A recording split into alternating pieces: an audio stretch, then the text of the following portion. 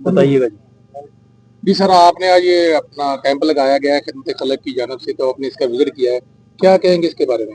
جی، میں اس وقت مل فتیانہ یہ راوی کا پل ہے، کمالیہ کا علاقہ ہے، یہاں پہ ہم موجود ہیں۔ جیسا کہ آپ سن رہے ہیں کہ اس وقت ملک بھر کے اندر مانسون بارشوں کی وجہ سے سیلابی کیفیت ہے۔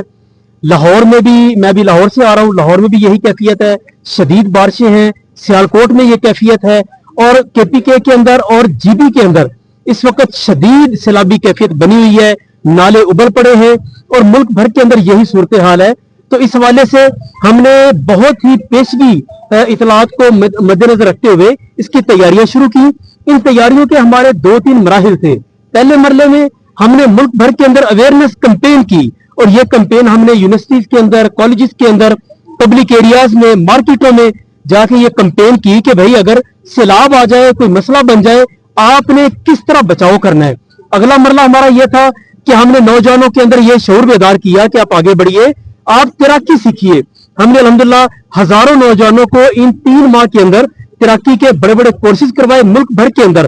اور ہمارا تیسرا مرحلہ اس میں یہ ہے کہ ہم ملک بھر میں تقریباً 25 ایکسرسائز کروا رہے ہیں۔ یہ فلڈ موک ایکسرسائز ہیں جن کا ایریا ہمارا دریا کنہار سے لے کے سکھر تک الحمدللہ بنتا ہے، اور ان تمام ایریاز میں ہم یہ موک ایکسرسائز بھی کر رہے ہیں، رضاکاروں کو بھی تیار کر رہے ہیں، کمیونٹی کو انوالو کر رہے ہیں۔ الحمدللہ ضلعی انتظامیہ کے تعاون کے ساتھ ریسکیو کے ادارے بھی ہمارے ساتھ موجود ہیں، 1122 کے نوجوان ہمارے ساتھ ہوتے ہیں، سول ڈیفنس کے لوگ ہوتے ہیں۔ تو الحمدللہ یہ تمام ادارے مل کے اللہ کے فضل و کرم سے سیلاب کی تیاری کرتے ہیں۔ ہم اللہ سے دعا کرتے ہیں کہ اللہ تعالیٰ کسی بھی آزمائش سے ملک پاکستان کو بچائے۔ وجہ یہ ہے کہ ابھی تک ہم پچھلے سال کے سیلاب کے اثرات سے باہر نہیں آئے۔ بہت سارے لوگوں کے گھروں میں ابھی بھی چولہا بجھا ہوا ہے، ان کے مویشی، ان کے جانور، ان کا سامان، ان کے گھر، ابھی تک ان کو واپس کچھ نہیں ملا۔ اور اگلے سیلاب کی باتیں ہیں، اور شدید ترین سیلاب کی باتیں ہیں۔ اگر کوئی ملک و قوم پہ آفت آتی ہے، مشکل بنتی ہے، انشاءاللہ تعالی ملک بھر میں یہ ہزاروں رضاکار تیار ہیں۔ انشاءاللہ تعالی انہی تیاریوں کے ہم جائزہ لے رہے ہیں، اپنے جتنا بھی ہمارا اکوپمنٹ ہے اس کا جائزہ لے رہے ہیں، اور لوگوں کے اندر یہ شعور بیدار کر رہے ہیں کہ آپ سادی چیزوں کے ساتھ کیسے خود بھی بچ سکتے ہیں اور اپنے پیاروں کو بھی بچا سکتے ہیں۔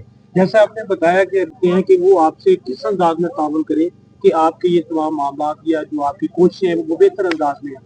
دیکھیں جی، اس میں ہم ہمیشہ اپنے ان اہل خیر سے اپیل کیا کرتے ہیں، چونکہ یہ کام اس طرح کا ہے، یہ جو خاص طور پہ ریسکیو کا کام ہے، بہت مہنگا اس کا اکوپمنٹ ہے، اس کی بوٹس ہیں۔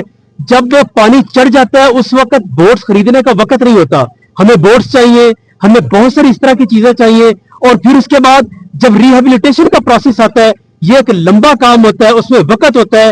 لیکن اس میں گزارش کروں گا کہ آگے بڑھیے، یہ جو ریسکیو کے پوائنٹس ہیں ان کے اندر آپ ہمیں سامان پورا کر کے دیجئے، تاکہ یہ لوگ، یہ نوجوان جو اپنی تربیتیں مکمل کر چکے ہیں، یہ پانیوں میں اس بھروسے پہ اتریں گے کہ ہمارے یہ بھائی، یہ ساتھی پیچھے موجود ہیں، ہمارے پاس اچھا سامان موجود ہے، اس سامان کو لے کے انشاءاللہ تعالی یہ ان موجوں سے ٹکرائیں گے۔ آپ نے ری ایبلیٹیشن کی بات کی، اور صاحب کا جو دریائے راوی میں جو صاحب کا سیلاب آیا ہے اس میں کافی نقصانات بھی ہوئے، اس کی بات کی، تو ضلعی انتظامیہ کی کارکردگی جو حالیہ ہے اس کو کہاں پر دیکھتے ہیں کہ آپ نے تو تیاریاں شروع کر دی ہیں، انتظامیہ کو آپ کہاں پر دیکھ رہے ہیں کہ وہ کہاں تک آپ سے تعاون کر رہی ہے اور کہاں پر کھڑی ہے؟ جی، اس سال ہمیں موقع ملا ہے سیلاب سے پہلے تیاریاں دیکھنے کا۔